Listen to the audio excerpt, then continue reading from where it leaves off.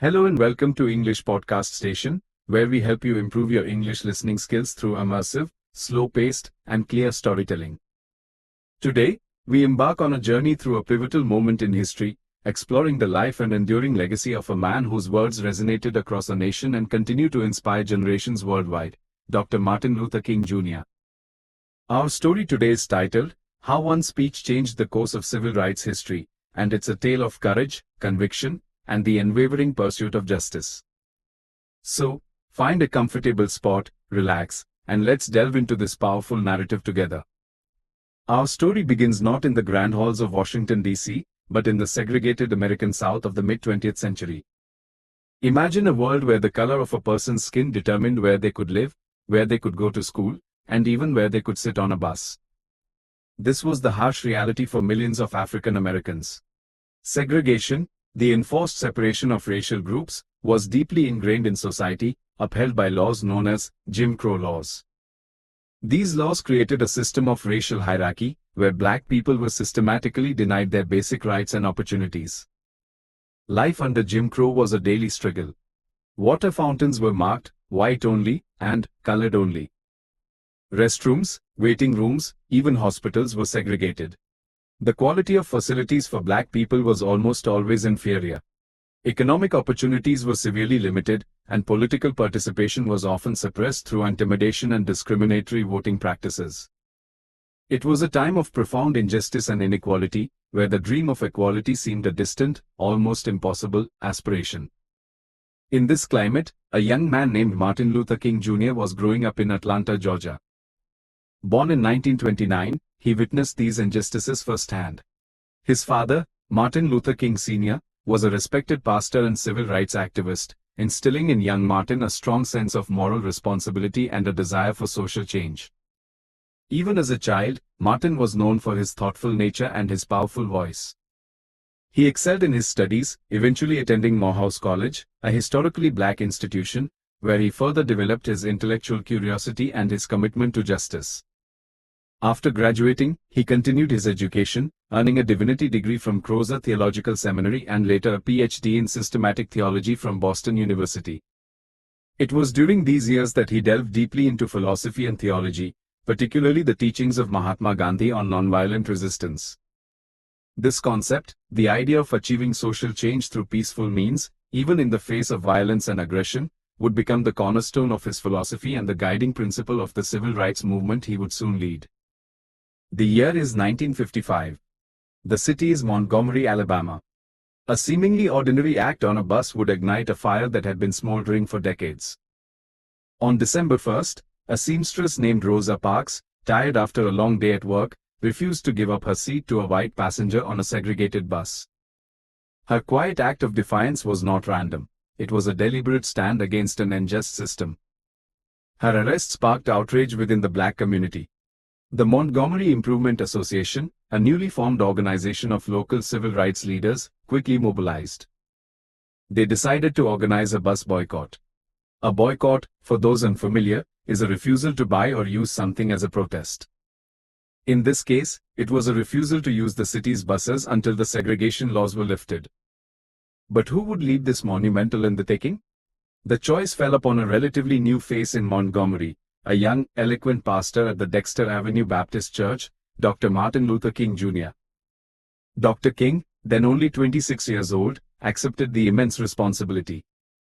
He understood the risks, but he also recognized the profound opportunity. The boycott was not just about bus seats, it was about human dignity, about challenging the very foundations of segregation. For 381 days, the black citizens of Montgomery walked, carpooled, and organized elaborate car services. Rain or shine, they persevered. Their feet were tired, but their spirits remained unbroken. The city authorities retaliated with intimidation and violence. Dr. King's home was bombed. Other boycott leaders faced threats and arrests. But the resolve of the community only strengthened. They were united by a common purpose and inspired by Dr. King's powerful sermons, which emphasized love, nonviolence, and the moral righteousness of their cause. We must meet hate with love, Dr. King often preached. We must meet physical force with soul force. This philosophy of nonviolent direct action was a powerful counterpoint to the violence they faced. It disarmed their oppressors and exposed the moral bankruptcy of segregation. The Montgomery bus boycott was a resounding success. In November 1956, the Supreme Court ruled that bus segregation was unconstitutional. The victory in Montgomery sent a clear message across the nation: change was possible, and nonviolent resistance was a powerful tool for achieving it. This triumph catapulted Dr. King into national prominence, transforming him from a local pastor into a national leader of the burgeoning civil rights movement. The success in Montgomery was just the beginning. Dr. King understood that the fight for civil rights was a national one, requiring a coordinated effort. In 1957, he helped found the Southern Christian Leadership Conference, or SCLC. The SCLC became a vital force in the civil rights movement, advocating for nonviolent protest and organizing campaigns across the South. Over the next few years, Dr. King traveled extensively, delivering speeches, organizing protests, and inspiring thousands. He became the voice of the movement, articulating the dreams and frustrations of millions. His powerful oratory, steeped in biblical language and American ideals, resonated deeply with people from all walks of life. He spoke of the fierce urgency of now, urging America to live up to its founding principles of liberty and justice for all. One of the most significant campaigns led by Dr. King and the SCLC was in Birmingham, Alabama, in 1963. Birmingham was notorious for its strict segregation and its brutal enforcement by city authorities, particularly by Commissioner of Public Safety Eugene "Bull" Connor. The city was a stronghold of racial prejudice, often referred to as Birmingham, due to the frequent bombings of black churches and homes. The Birmingham campaign aimed to desegregate public facilities and open up economic opportunities for African Americans. It began with sit-ins at segregated lunch counters and marches through the city. The response from Bull Connor was swift and brutal. Protesters, including children, were met with police dogs, high-pressure water hoses, and arrests. The images of these confrontations, broadcast on national television, shocked the conscience of the nation and the world. During this time, Dr. King was arrested and imprisoned. From his jail cell, he penned one of his most famous writings, Letter from Birmingham Jail. In this eloquent defense of the civil rights movement, he responded to criticisms from white clergymen who urged patience and moderation. He argued passionately for direct action, stating that justice too long delayed is justice denied. He explained the moral imperative to challenge unjust laws and the interconnectedness of all humanity. He wrote, "Injustice anywhere is a threat to justice everywhere.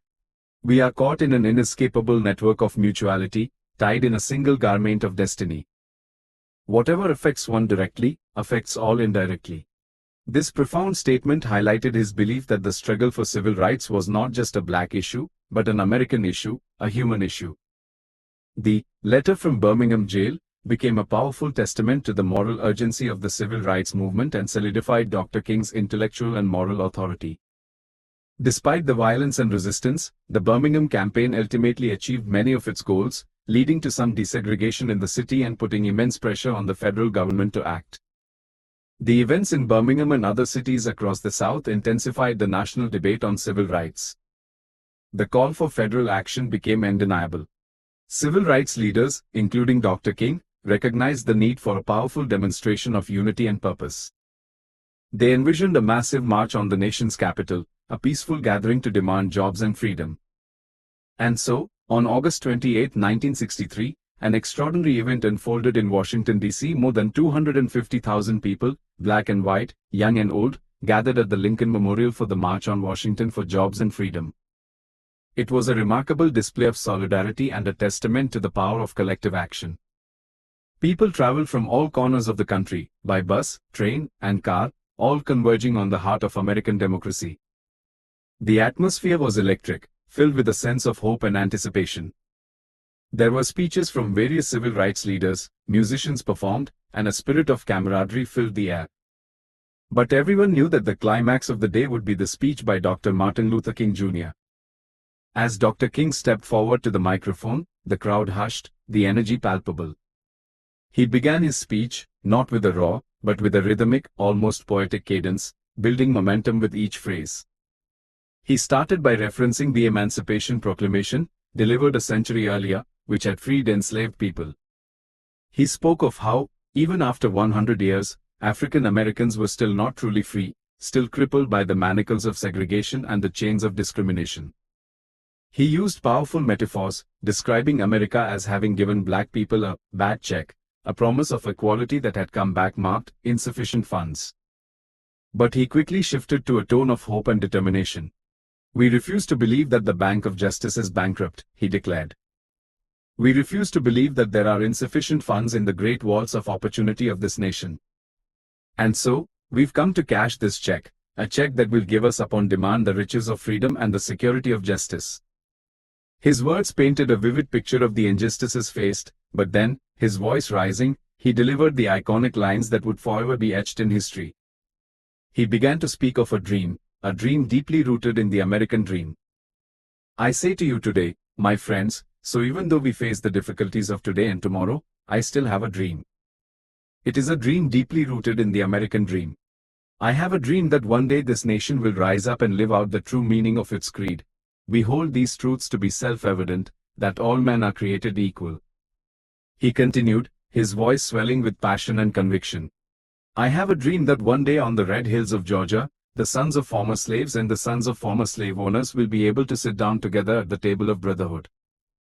I have a dream that one day even the state of Mississippi, a state sweltering with the heat of injustice, sweltering with the heat of oppression, will be transformed into an oasis of freedom and justice.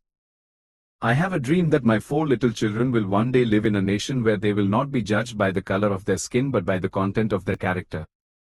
I have a dream today." The crowd roared with applause, their cheers echoing across the National Mall.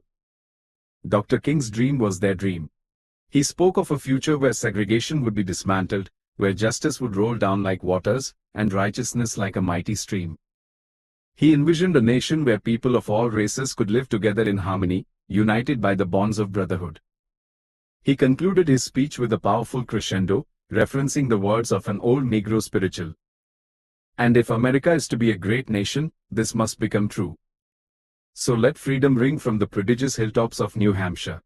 Let freedom ring from the mighty mountains of New York. Let freedom ring from the heightening Alleghenies of Pennsylvania. Let freedom ring from the snow-capped Rockies of Colorado. Let freedom ring from the curvaceous slopes of California.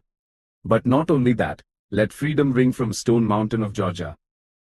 Let freedom ring from Lookout Mountain of Tennessee. Let freedom ring from every hill and molehill of Mississippi. From every mountainside, let freedom ring. And when this happens, when we allow freedom ring, when we let it ring from every village and every hamlet, from every state and every city, we will be able to speed up that day when all of God's children, black men and white men, Jews and Gentiles, Protestants and Catholics, will be able to join hands and sing in the words of the old Negro spiritual, free at last. Free at last. Thank God Almighty, we are free at last. The "I have a dream" speech was a masterpiece of rhetoric. Its powerful imagery, its soaring language, and its unwavering optimism captivated the nation and the world. It articulated the moral case for civil rights with unparalleled clarity and passion. It galvanized the movement, giving it a powerful moral authority and a clear vision for the future. The March on Washington and Dr. King's iconic speech created immense public pressure for civil rights legislation. The visual evidence of brutality in places like Birmingham, coupled with the powerful moral appeal of the "I have a dream" speech, made it increasingly difficult for politicians to ignore the demands for change. Less than a year after the march, in 1964, President Lyndon B. Johnson signed the landmark Civil Rights Act into law. This comprehensive legislation outlawed discrimination based on race, color, religion, sex, or national origin. It prohibited segregation in public places, ended discrimination in employment, and provided federal enforcement powers to combat discrimination. This was a monumental victory, the culmination of decades of struggle and activism. It transformed the legal landscape of America, dismantling the Jim Crow system that had oppressed Black Americans for so long. However, despite the Civil Rights Act, many African Americans in the South still faced significant barriers to voting. Discriminatory practices like poll taxes and literacy tests, often administered unfairly, effectively disenfranchised millions. Disenfranchised means to deprive a person or group of the right to vote. Dr. King and the SCLC understood that true equality could not be achieved without the right to vote. And so, the focus shifted to voting rights. In early 1965, Dr. King launched a campaign in Selma, Alabama, a city where voter registration for black citizens was particularly low due to intimidation and violence. The campaign aimed to pressure Congress to pass strong voting rights legislation. The events in Selma were dramatic and often violent. On March 7, 1965, a peaceful march from Selma to Montgomery, led by John Lewis and Hosea Williams, was brutally attacked by state troopers and local law enforcement on the Edmund Pettus Bridge. The images of Bloody Sunday, as it became known, with marchers being beaten and tear-gassed, were once again broadcast across the nation, further shocking the public conscience and intensifying calls for federal intervention. Dr. King, who was not present at the first march but joined later, led another attempt to march, but turned back to avoid further violence. However, the national outcry and the moral authority of the movement were undeniable. President Johnson, deeply moved by the events in Selma, called for the immediate passage of a voting rights bill. On August 6, 1965, the Voting Rights Act was signed into law. This act outlawed discriminatory voting practices, authorized federal oversight of voter registration in areas with a history of discrimination, and suspended literacy tests. The Voting Rights Act effectively removed the legal barriers that had prevented African Americans from exercising their right to vote. It was another transformative piece of legislation, fundamentally changing the political landscape of the South and empowering millions of black citizens to participate in the democratic process.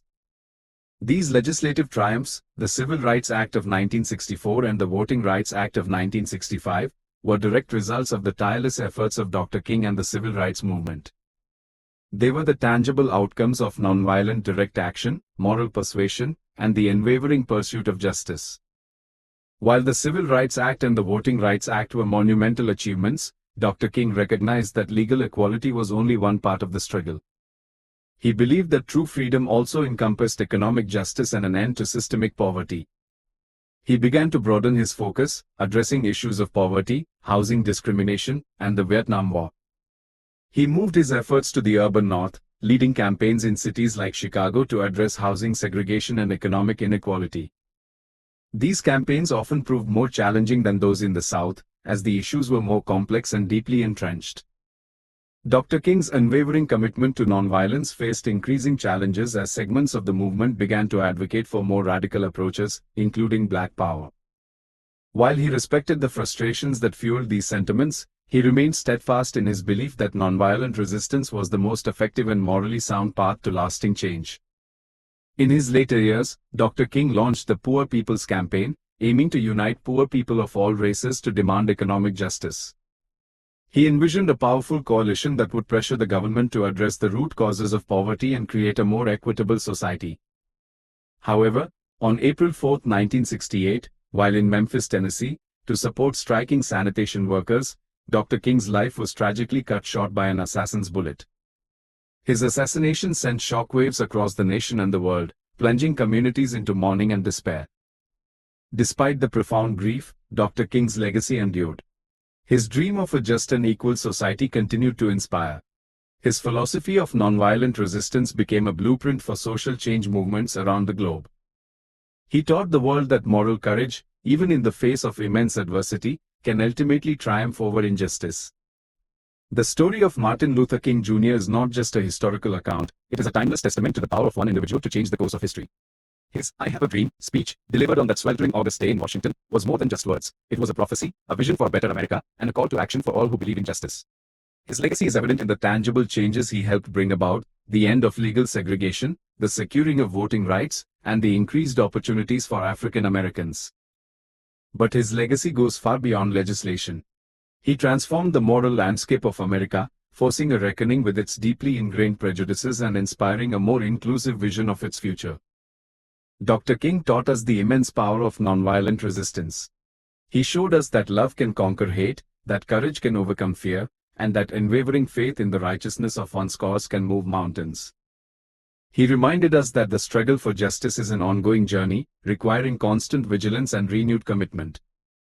His dream, though partially realized, still beckons us forward. While significant progress has been made, challenges of inequality, prejudice, and injustice persist in various forms. Dr. King's message encourages us to continue the work, to challenge systems of oppression, and to strive for a society where all individuals are judged not by the color of their skin, but by the content of their character. So, as we conclude our story today, let us carry forward the spirit of Dr. King. Let his dream ignite our own desires for a more just and compassionate world. Let his words be a reminder that each of us has the power to contribute to positive change, to stand up against injustice, and to work towards a future where freedom truly rings for everyone. Thank you for listening to English Podcast Station. We hope this story has not only enhanced your English listening skills but also inspired you with the profound message of Dr. Martin Luther King Jr. Join us again soon for another immersive storytelling experience. Goodbye for now.